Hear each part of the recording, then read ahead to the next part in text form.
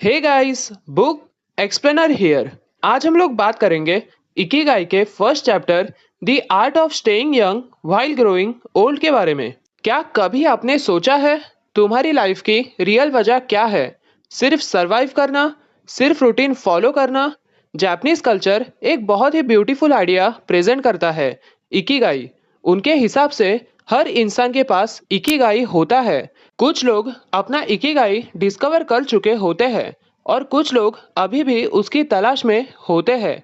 लेकिन इंटरेस्टिंग बात यह है कि इवन जो लोग अभी सर्च कर रहे हैं वो भी अपना इकिगाई ऑलरेडी अपने अंदर ही कैरी करते हैं।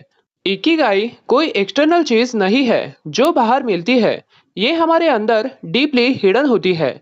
उसे समझने के लिए पेशेंस चाहिए, सेल्फ अवेयरनेस चाहिए और एक ऑनेस्ट सर्च चाहिए। इकिगाई जापान का वो आइलैंड है जहां दुनिया के सबसे ज्यादा सेंटेनरियंस मिलते हैं। वहां के लोग कहते हैं कि इकिगाई ही वो रीजन है जिसके लिए हम सुबह उठते हैं। इकिगाई को समझने के लिए एक पॉपुलर फ्रेमवर्क यूज होता है। ये फ्रेमवर्क एक्सप्लेन करता है कि इकिगाई चार एलिमेंट्स के इंटरसेक्शन पर एग्जिस्ट करता है। फर्स्ट, व्हाट यू लव यानी passion. Second, what you are good at यानी profession. Third, what the world needs यानी मिशन। और fourth, what you can be paid for यानी वोकेशन। जब ये चार डायमेंशंस नेचुरली अलाइन होते हैं वहाँ इंसान को मीनिंग और सेटिस्फैक्शन दोनों मिलते हैं। ऑथर एक आइडिया इंट्रोड्यूस करते हैं, what ever you do don't retire. Japan में एक सरप्राइजिंग ऑब्जर्वेशन मिलती है, लोग रिटायरमेंट के बाद इनएक्टिव नहीं होते।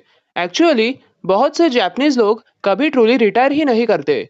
वो बस तब तक काम करते रहते हैं जब तक उनकी हेल्थ अलाउ करती है, क्योंकि उनके लिए काम सिर्फ अर्निंग का टूल नहीं होता, काम जॉय और मीनिंग का सोर्स होता है। लॉन्गेविटी स्टडीज एक इंटरेस्टिंग पैटर्न रिवील करती है। स्ट्रॉन्ग कम्युनिटी और clearly define Ikigai Japanese diet जितने ही इम्पोर्टेंट हो सकते हैं, शायद उससे भी ज्यादा। ओकिनावा और दूसरे ब्लू जोन्स के सेंटेनेरियंस पर की गई मेडिकल स्टडीज ने कुछ एक्स्ट्रा ऑर्डिनरी फैक्ट्स रिवील किए। ये लोग सिर्फ ज्यादा जीते नहीं, उन्हें क्रॉनिक डिसीजेस भी कम होते हैं, जैसे कैंसर या हार्ट डिसीज। बहुत से सेंटेनरियंस इंप्रेसिव वाइटलिटी मेंटेन करते हैं जो नॉर्मली एडवांस एज में इमेजिन करना मुश्किल होता है। उनके blood test fewer free radicals show करते हैं जो सेल्यूलर एजिंग के मेजर फैक्टर्स होते हैं। ये लार्जली उनके लाइफस्टाइल से लिंक है, टी ड्रिंकिंग और मॉडरेट ईटिंग हैबिट से। अब बात करते हैं जापानीज राइटिंग के बारे में। जापानीज राइटिंग सिस्टम में इकिगाई को स्पेशल कैरेक्टर से रिप्रेजेंट किया जाता है जो रफली लाइफ और वर्थ वाइल के आइडियाज को कंबाइन करते हैं। इसका deeper symbolic meaning initiative, strength और एलिगेंस से कनेक्टेड है। ये सिर्फ सर्वाइवल नहीं बल्कि मीनिंगफुल और वर्थ वाइल एग्जिस्टेंस को रिप्रेजेंट करता है। रिसर्च रिपीटेडली इंडिकेट करती है कि ओकिनावास का इकिगाई पर स्ट्रॉन्ग फोकस उनकी लॉन्गेविटी और हेल्थ में मेजर रोल प्ले करता है।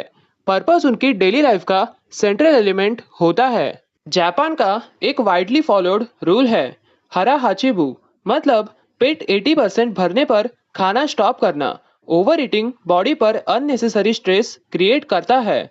Long digestion, cellular oxidation, faster ageing etcetera. Lesson simple है, eat till lightly satisfied. Japanese meals multiple small plates पर सर्व होते हैं जो साइकोलॉजिकली पोर्शन कंट्रोल में हेल्प करते हैं।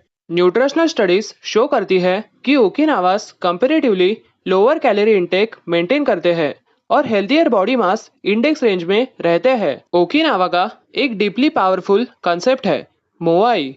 ये इनफॉर्मल सोशल ग्रुप्स होते हैं जहां मेंबर्स लाइफ लॉन्ग बॉन्ड्स और म्यूचुअल सपोर्ट डेवलप करते हैं।